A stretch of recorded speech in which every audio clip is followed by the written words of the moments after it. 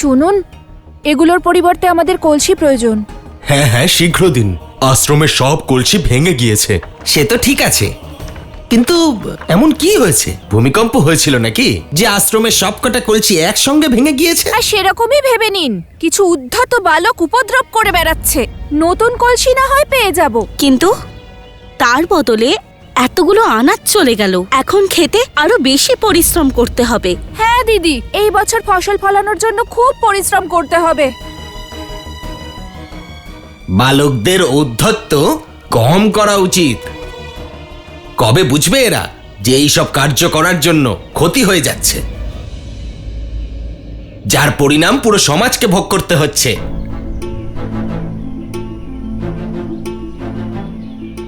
ভুল হয়ে গেছে, আশ্রমের অনেক ক্ষতি হয়ে গেছে। এবার আশ্রমের সবাইকে আমাদের জন্য অনেক পরিশ্রম করতে হবে। আমাদেরও তো নদী পর্যন্ত যেতে হবে, আর সারা রাত ধরে জল ভরতে হবে। আমি আমাদের পরিশ্রমের কথা ভাবছি না, সেটা তো আমরা করেই নেব, কিন্তু চিন্তা হচ্ছে মাতার জন্য। আমরা ওনার মনে কষ্ট দিয়েছি, জানি না উনি আমাদের ক্ষমা করবেন কিনা।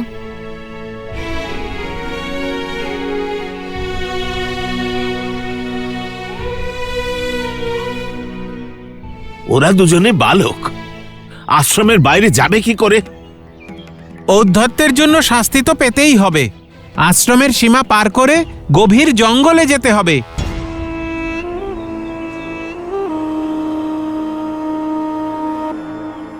আজ নয়তো কাল কেউ তো আশ্রমের সীমা অতিক্রম করবেই, আর তার সাহায্যে আমি পৌঁছব সীতার কাছে।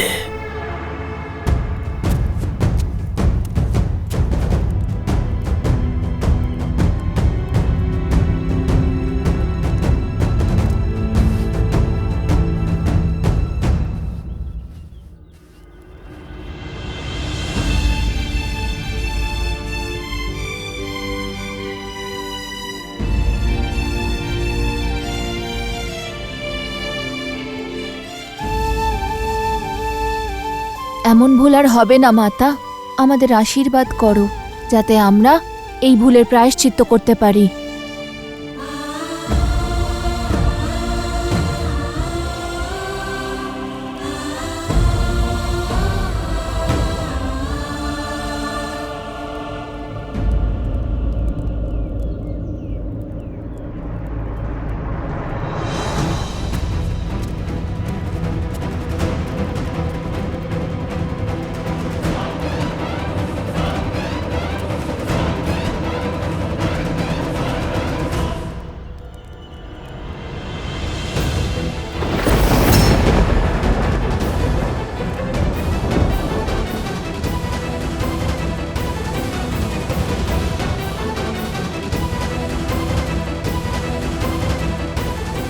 এ তো সীতা, অর্থাৎ এই দুই বালক সীতারামের সন্তান। অদ্ভুত অদ্ভুত।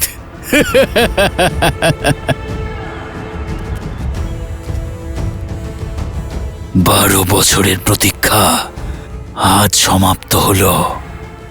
আজ সীতাকেও পাওয়া গেছে, আর রামকে পরাজিত করার অস্ত্র। এবার উৎসব হবে। রাম রাজ্যের ভিত্তি রামের পুত্রই নাড়িয়ে দেবে। একে বলে প্রহার। হাত ও রামের, আর গাল ও রামের। মাতা আশ্রমে আছেন তো কি হয়েছে, পুত্রেরা তো আশ্রমের বাইরে। এবার এই দুই কোমল করুণ বালক আমাকে সীতার কাছে নিয়ে যাবে। রাম, সীতারাম। কিন্তু দাদা, যতটা দোষী আমরা, ততটাই তো দোষী আমাদের তীর ধনুক। 3টে কলসি ভাঙতে বলেছিলাম, আর ওটা তো গোটা আশ্রমটাকেই জলমগ্ন করে দিল। তীর ধনুক আমাদের সাধনার সামগ্রী, আর সামগ্রীর বুদ্ধি থাকে না লক্ষ্যভেদ করার জন্য। শক্তি আর বুদ্ধি হয় সাধকের, তাই বুদ্ধির প্রয়োগ মানুষদেরই করতে হয়। বাবা, খুব জ্ঞানী তুমি দাদা। জ্ঞানী নই, মহাজ্ঞানী। যদি মহাজ্ঞানী হয়ে থাকো তাহলে নিজের বুদ্ধির প্রয়োগ আগেই করলে না কেন? সব কলসি ভাঙার পরে বলছো। তার কারণ আমাদের পথপ্রদর্শন রাম নাম দ্বারা হয়েছে। লক্ষ্যভেদ কি করে করতে হয়, আর লক্ষ্যভেদ করার জন্য ততটাই শক্তি প্রয়োগ করা উচিত যতটা শক্তির প্রয়োজন। আর এই শিক্ষাই শ্রীরামের নাম লেখা সেই তীর আমাদের পরে দিয়েছে। পথ তো উনিই দেখান, আমরা তো কেবল অভিজ্ঞতা দিয়ে শিখি।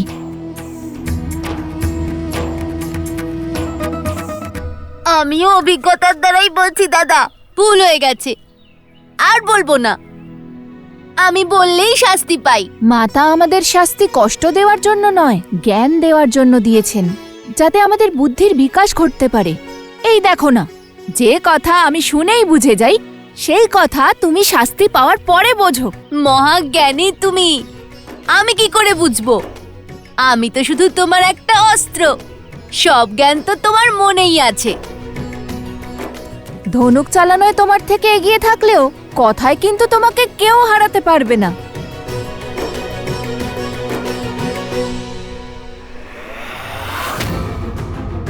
সীতার কাছে পৌঁছতে হলে তার পুত্রদের বশ করতে হবে।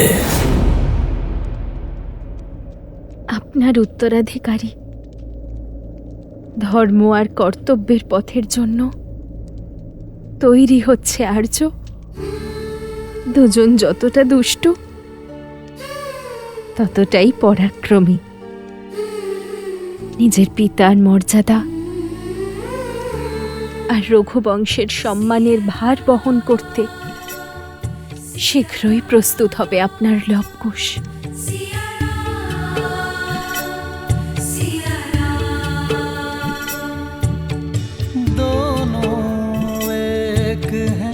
बस यही सच है, राम लक्ष्य और राम ही पथ है, विरह की आग में जले सिया राम, एक है तन और एक है प्राण। রাজ্য কেবল এক যোগ্য রাজাই নয়, সর্বশ্রেষ্ঠ উত্তরাধিকারী চায়। অযোধ্যার মহারানীকে ফিরিয়ে দিতে পারবে? আপনাকে তো ভোজন দিয়ে দিলাম আর্য, কিন্তু আমাদের দুই পুত্র অভুক্ত আছে, আর কুশের তো অতিরিক্ত ক্ষুধা পায় আর্য।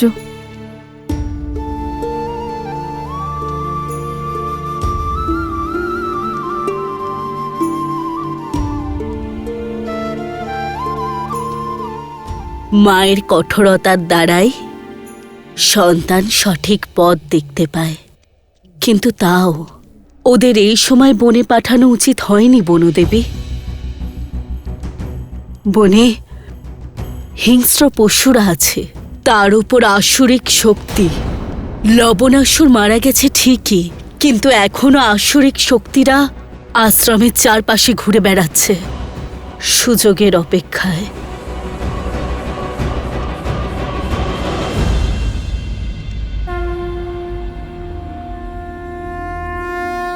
গণেশ, বলো পুত্র, কি প্রশ্ন আছে মনে?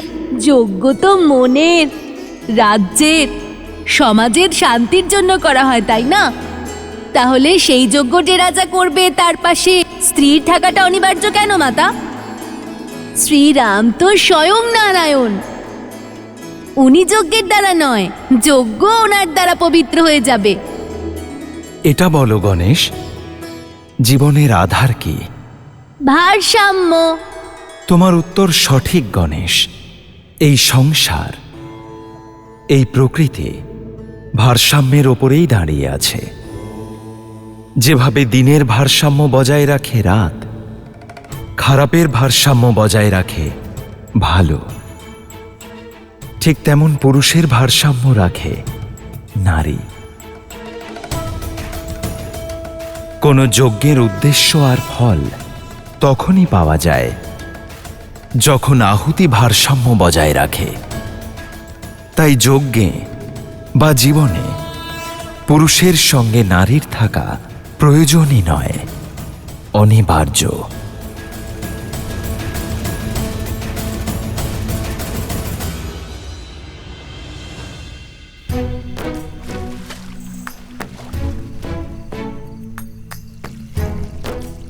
এটা কি করছো কুশ? এইভাবে কেন জল ঢালছো?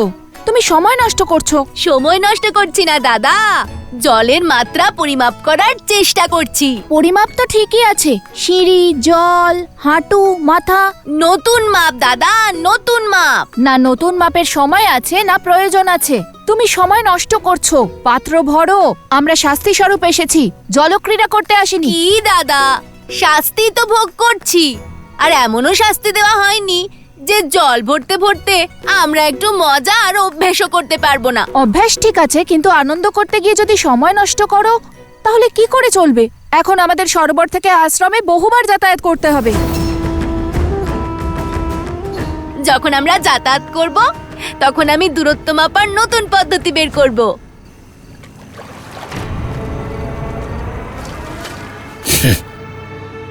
অত্যন্ত সরল এই দুই বালক।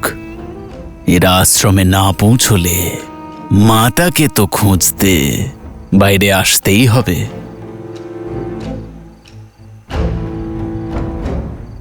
শীঘ্রই দেখা হচ্ছে বালকেরা।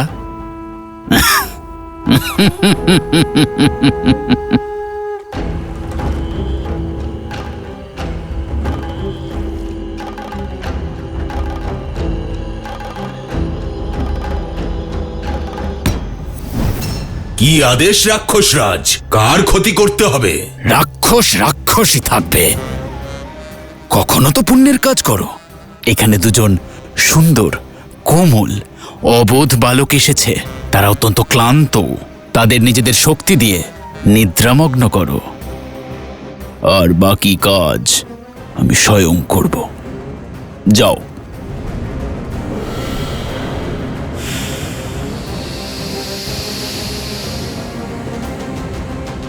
25, 26।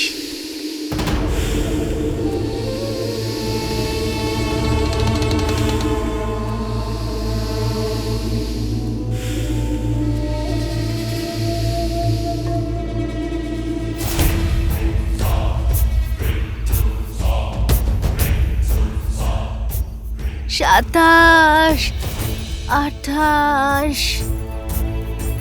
এটা কি করছো কুশ? বলেছিলাম তো, দূরত্ব মাপার নতুন পদ্ধতি। একে খিদে পেয়েছে, তার মধ্যে ঘুমও আসছে। একটু যদি খেতে পেতাম তাহলে কত ভালো হতো। না না, 41। যতক্ষণ না এই কার্য সম্পন্ন হচ্ছে ততক্ষণ না আমরা ভোজন করতে পারবো আর না ঘুমোতে পারবো। না হলে মাতা মনে কষ্ট পাবেন। চলো। আচ্ছা, আমি তোমায় সেই কথা শোনাচ্ছি যা শুনে তোমার সব সময় হাসি পায়, যে কিভাবে শ্রী হনুমান নিজের লেজ দিয়ে লঙ্কায় আগুন লাগিয়েছিলেন। শোনাবো শোনাবো? যদি না বলি তাহলেও তো তুমি থামবে না, তাই শুনিয়েই দাও।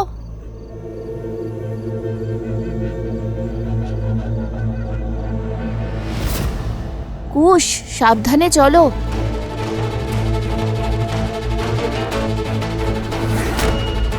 কুশ,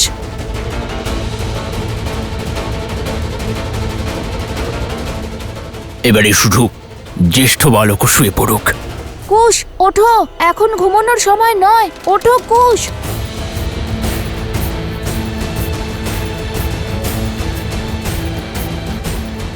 কুশ ওঠো, কুশ।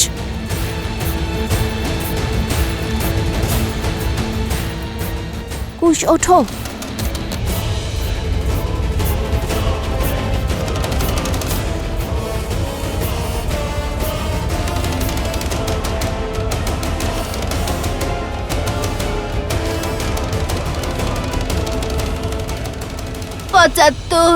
সংখ্যা গোনার বদলে শ্রীরামের নাম নাও, খিদেও মিটে যাবে আর ঘুমও পাবে না। চলো বলো রাম। শ্রীরাম। 75, শ্রীরাম। 76, শ্রীরাম। কেবল শ্রীরাম। কেবল শ্রীরাম। কেবল শ্রীরাম। শ্রীরাম। শ্রীরাম। শ্রীরাম। শ্রীরাম। শ্রীরাম। শ্রীরাম। শ্রীরাম। শ্রীরাম। শ্রীরাম। শ্রীরাম। শ্রীরাম। শ্রীরাম।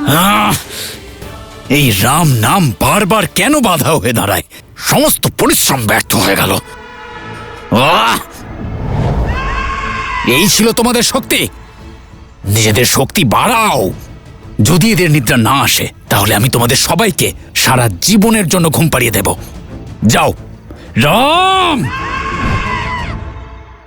এ কেমন চমৎকার! আশ্রমের সীমার বাইরে গেলেই ঘুম পায়, আর প্রবেশ করতেই ঘুম কোথায় পালিয়ে যায়। আর আমার যতদূর মনে হচ্ছে এটা কোনো আসুরিক মায়া, যা আশ্রমে প্রবেশ করতে পারছে না। কথায় বলে লাহোরের যে রাজবাড়িতে লবের মন্দির রয়েছে তার অস্তিত্ব এই রাজপ্রাসাদ তৈরিরও আগে থেকে।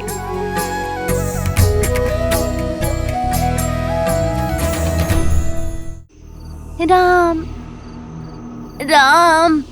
রাম। রাম। রাম। রাম। রাম। শ্রীরাম। রাম। শ্রীরাম। রাম। রাম। রাম। রাম। রাম। শ্রীরাম। রাম।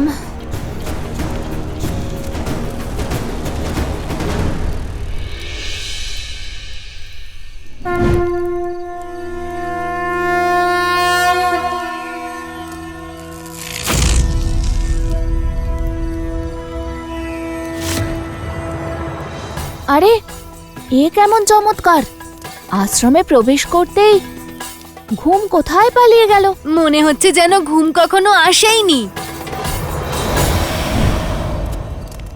আরে তোমরা চলেও এলে? দাও দাও, আমাকে দাও।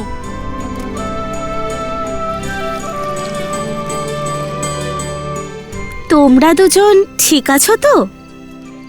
খুব বীর তোমরা, লব, কুশ। তবে এই জল আশ্রমের জন্য যথেষ্ট নয়, আরো জলের প্রয়োজন পড়বে। তাতে কি, বনদেবীর পুত্ররা ক্লান্ত হয় না?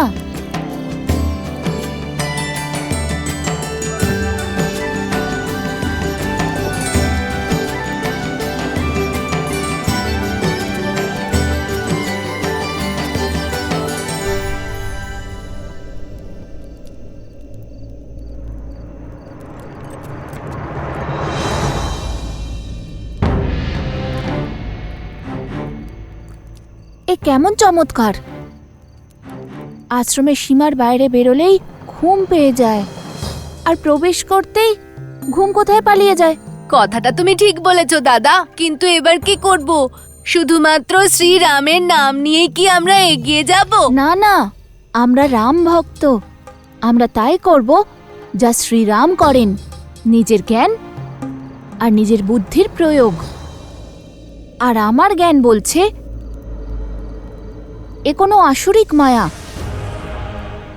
যা আশ্রমের মধ্যে প্রবেশ করতে পারছে না।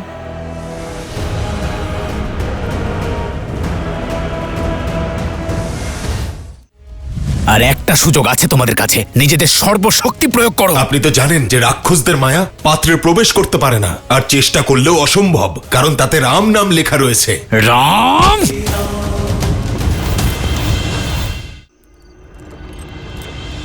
তাহলে আজ শাস্তি দিয়েই দিও ওদের, তবেই পাবো শাস্তির মজা। বলো দাদা, কোথায় আছে ওই রাক্ষসগুলো? যা চোখে দেখাই যায় না তাকে লক্ষ্যভেদ কি করে করব?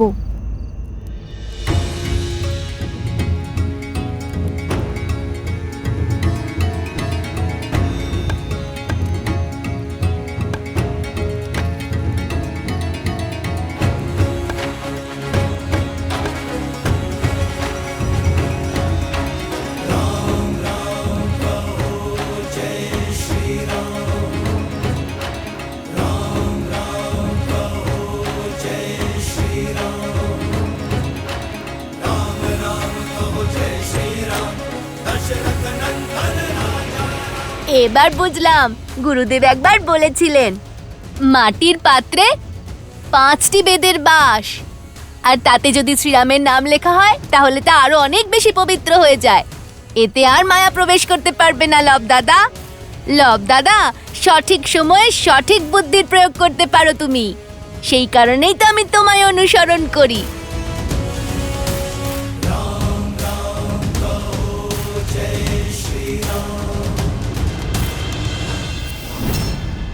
আর একটি মাত্র সুযোগ আছে তোমাদের কাছে। নিজেদের সর্বশক্তি প্রয়োগ করো, পাত্রের মধ্যে প্রবেশ করো আর ওদের নিদ্রামগ্ন করো। আপনি তো এটা জানেনই যে রাক্ষসদের মায়া মাটির পাত্রে প্রবেশ করতে পারে না, আর চেষ্টা করলেও অসম্ভব, কারণ তাতে রাম নাম লেখা রয়েছে। রাম!